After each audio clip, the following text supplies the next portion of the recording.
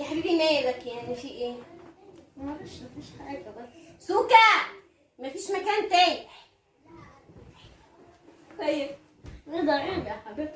انت العريس؟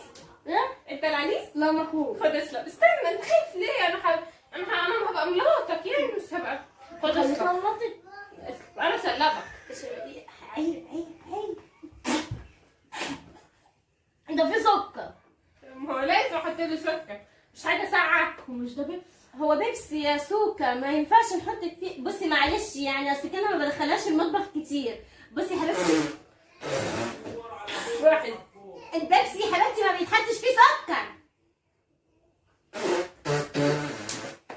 اشرب اشرب. عايز تتجوز؟ مش عايزة اتجوز. طب اشرب يا ميه ميه. يا ماما حاطه فيها حاجه يا سوكا؟ مش عارف.